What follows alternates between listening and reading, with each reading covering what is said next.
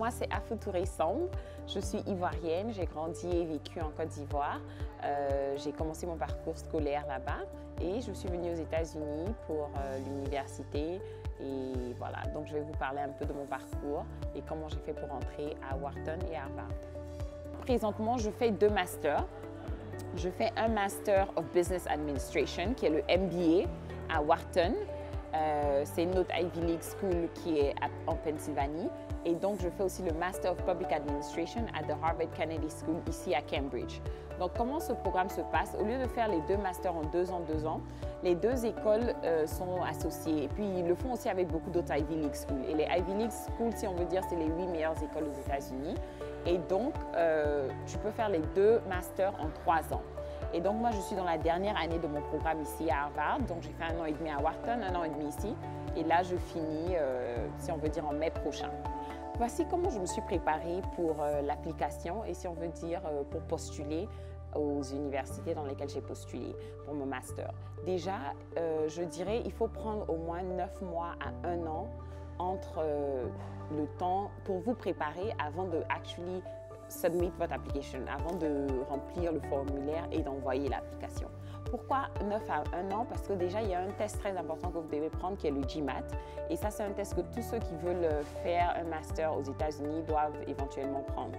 Et ce test-là, c'est plus un test de logique qu'autre chose. Donc, c'est pas comme si tu peux prendre, repartir et reprendre des classes d'anglais, de maths et tout. Mais c'est juste vraiment comprendre le système, le meilleur système dans lequel tu peux prendre ce test-là. Donc, déjà, préparez votre GMAT. En plus de ça, vous aurez besoin d'écrire plusieurs essais pour dire, OK, pourquoi est-ce que moi je peux intégrer cette école et pourquoi est-ce que je veux intégrer l'école, c'est-à-dire quelles sont mes motivations et qu'est-ce que aussi je compte apporter à l'école.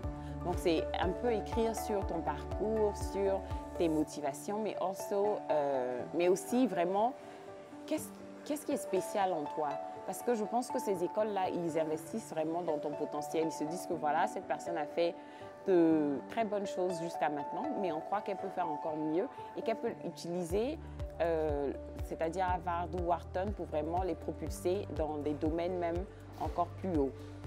Donc, c'est un peu ça. Donc, prendre assez de temps pour écrire ces différentes lettres de motivation-là. Et après, tu dois aussi parler à tes anciens patrons, tes anciens coéquipiers avec qui tu as travaillé et tout, pour qu'eux aussi ils écrivent des lettres pour dire que voilà, Afou, c'est vraiment quelqu'un de bien et je trouve qu'elle est intelligente, qu'elle est ambitieuse, qu'elle travaille dur et voilà, elle doit rentrer à l'école. Et après, tu dois aussi travailler ton CV. Donc, toutes les expériences professionnelles que tu as eues, ça a vraiment assez d'importance. Parce que je dirais que le MBA et surtout même le MPA, c'est des diplômes professionnels. Donc, ils demandent à tout le monde d'avoir au moins 3, 4, souvent même 7, 8 ans d'expérience avant de rentrer.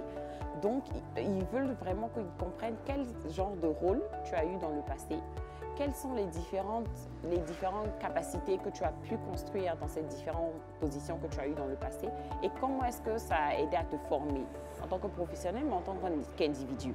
Donc, on a des gens de tous les domaines. On a des docteurs, on a des avocats, on a des gens de la finance, on a des gens du secteur public comme du secteur privé. Et donc, il ne faut pas te dire que moi, j'ai juste travaillé pour une NGO, donc ça n'a pas d'importance. Tous les métiers, vraiment, ils ont de la valeur ici. Mais c'est juste pouvoir mettre en valeur ce que toi, tu as fait et quelles sont les positions que tu as occupées et comment est-ce que ça t'a formé en tant qu'individu. Ce que aussi je veux bien dire et que les gens comprennent bien, ce n'est pas juste les notes qui font qu'un dossier est assez puissant, si on veut dire, et assez compétent. Il faut d'autres choses pour rendre le dossier assez consistant, si on veut dire. Et donc, il y a une partie que les gens souvent oublient, c'est les autres activités dans lesquelles tu es impliqué. C'est-à-dire, c'est important d'être dans des activités de leadership, de faire d'autres trucs à l'école. Et ils doivent aussi voir certains traits à travers ton parcours. Par exemple, pour moi, j'ai toujours pris, parce que je faisais un double major. Si on veut dire, j'étais en maths appliquées statistiques et aussi en business management. Et je voulais vraiment finir en 4 ans, sans pourtant prendre des cours d'été ou bien des cours de winter et quoi que ce soit. Donc, je prenais souvent même 21 crédits par semestre, c'est-à-dire 6 à 7 classes. Et avec un schedule comme ça, j'ai toujours travaillé dans un research center. J'étais resident assistant, c'est-à-dire ceux qui sont dans les dorms, qui surveillent les autres gens pour s'assurer que vous ne faites rien de mal la nuit et tout. Et donc, je faisais tout ça. En même temps, j'étais aussi présidente de 2 clubs, genre du National Society of Collegiate Scholars. Ça, c'est vraiment ceux qui veulent, les scholars, c'est-à-dire ceux qui veulent avoir un coin pour se regrouper, qui ont de bonnes notes, mais qui veulent quand même discuter entre eux et tout. Donc, j'avais toutes ces responsabilités-là en pour autant prenant de nombreuses classes et en ayant aussi de bonnes notes. Donc, ils voient vraiment que, OK, cette personne-là, elle sait le diriger, elle a de bonnes notes à l'école et elle aussi, peut-être, elle sait manager son temps, elle dirige son temps, elle a des capacités de vraiment faire beaucoup de choses à la fois et tout ça. Donc, c'est ce genre d'activité-là et ce genre de composition-là que tu veux pouvoir créer pour qu'ils sachent que tu n'es pas juste une seule personne qui est juste un peu intelligente ou bien qui est juste un peu dynamique et tout. Il faut un mélange des deux. Donc ça, c'est la partie, si on veut dire, avant même de commencer à postuler. C'est-à-dire vraiment construire un dossier assez solide autour de tes capacités académiques et tout, mais après aussi au niveau de tes capacités professionnelles. Par exemple, j'étais consultant à Deloitte, mais déjà après 6-7 mois là-bas, j'ai commencé à déjà diriger certains projets où j'avais des analyses, j'avais d'autres personnes qui étaient sous moi que je devais vraiment supporter et les aider à travailler sur nos différents projets. Et de là, quand je suis passée à Senior Consultant, encore de plus gros projets. Et puis, tu vois qu'ils ont des partenaires qui ont de bonnes choses à dire sur AFO et tout. Donc ça, c'est ta partie professionnelle aussi. Ils voient que vraiment, tu as pu construire des capacités là-bas en tant que présentation, des capacités aussi techniques, d'analyse et tout. Et donc, ça, c'est la deuxième partie. Donc, tu as la partie académique et la partie professionnelle. Et maintenant, la partie où tu dois appliquer, pour moi, c'était une partie qui était très, très stressante. Je ne suis pas le genre de personne à vraiment penser pour dire « Ah non, je vais pas appliquer, ils ne vont pas m'accepter » ou quelque chose comme ça. Non, j'applique toujours.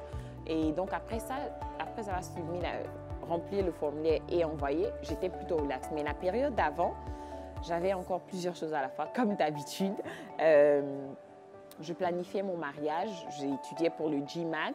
Je venais de commencer dans une nouvelle position, effectivement, à Deloitte. Donc, j'étais sur un gros projet où je voyageais chaque semaine, si on veut dire, pour aller à Chicago et tout. Donc, j'avais tout ça qui se passait et en même temps, je devais aussi commencer à écrire mes lettres de motivation et tout. Donc, c'était une période très, très stressante pour moi. Et à un moment donné, j'ai appliqué en round 1. Je me suis dit, ah, peut-être round 2, peut-être à round 3 parce que tu as différentes périodes. Mais je me suis dit, tu sais quoi, tu appliques et après, on verra. Donc, mais quand même, je l'ai fait et puis voilà, et puis je suis là. Donc conseil pour d'autres personnes qui veulent vraiment appliquer dans ces écoles-là, il faut comprendre que c'est pas... Il faut essayer. Moi, je dis toujours, il faut t'inscrire, il faut mettre ton nom sur tout. On ne sait jamais qu'est-ce qui va aboutir au bout de la ligne, au fait. Si tu vois des gens qui cherchent des bénévoles pour quelque chose, mets ton nom, inscris-toi. Et tu ne sais pas où ça va te prendre, où ça va t'emmener, quelles opportunités vont surgir au-delà de ce bénévolat-là. Donc, je dis toujours, inscrivez vos noms, participez, appliquez. Et quand c'est pour des trucs qui sont assez, ou bien des positions, ou bien qui sont assez compétitifs, il faut se dire que tout est dans les mains de Dieu, si on veut dire. C'est-à-dire, ça peut marcher comme ça peut ne pas marcher. Par exemple, quand moi j'appliquais pour mon MBA, d'abord, j'avais 4 ou 5 écoles en tête. Finalement, j'ai appliqué juste dans 3 écoles, si on veut dire. J'ai fait Harvard, Wharton et puis MIT. Donc, c'était les 3 écoles que j'avais fait. Et j'ai été acceptée à Wharton et à MIT. Je n'ai pas été acceptée à Harvard Business School pour le programme du MBA. Et au début, tu es un peu déçu, tu te dis « Oh, peut-être que je n'avais pas les compétences et tout ». Mais après, quand tu vois que tu as été accepté dans des écoles similaires, tu te dis que voilà, c'était juste pas fait pour toi et que ça veut... Il ne faut pas se décourager au fait. Tu as inscrit ton nom, tu as essayé, ils reçoivent 10 000 plus applications, tu n'étais pas parmi les 1000 qu'ils ont choisis, c'est juste ça.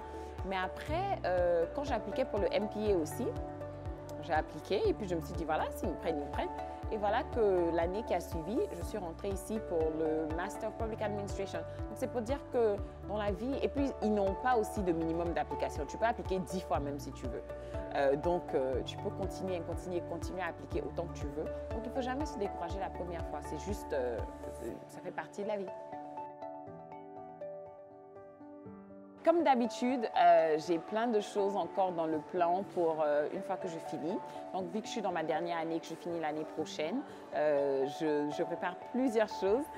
Déjà, j'ai travaillé dans le passé avec AST à la Banque mondiale et puis avec la BAD à Abidjan.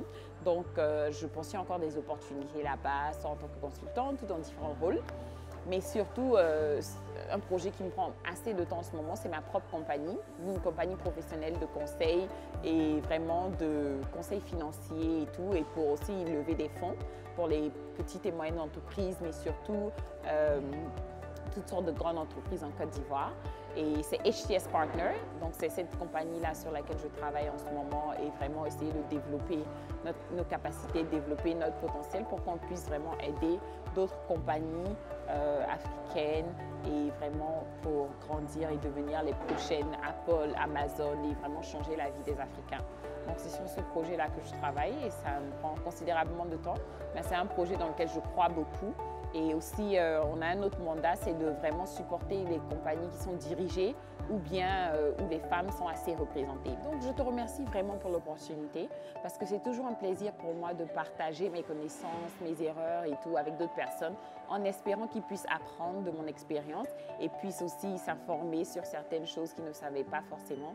Donc, je suis vraiment heureuse d'avoir pu faire cette interview-là et j'espère vraiment que plus d'Ivoiriens vont se retrouver dans ce genre d'environnement-là et vraiment pouvoir, j'espère avoir 10, 15 autres Ivoiriens dans mes classes futures et Africains même surtout. Je veux qu'on soit assez représentés dans ces écoles-là. Et donc, je dirais que pour moi, c'est toujours un plaisir de partager mon expérience parce que je pense que c'est un devoir quand tu as eu accès à certaines opportunités de partager avec d'autres personnes. Et donc, je le fais souvent et j'adore vraiment partager et share all my life experience, toutes mes expériences avec le public africain.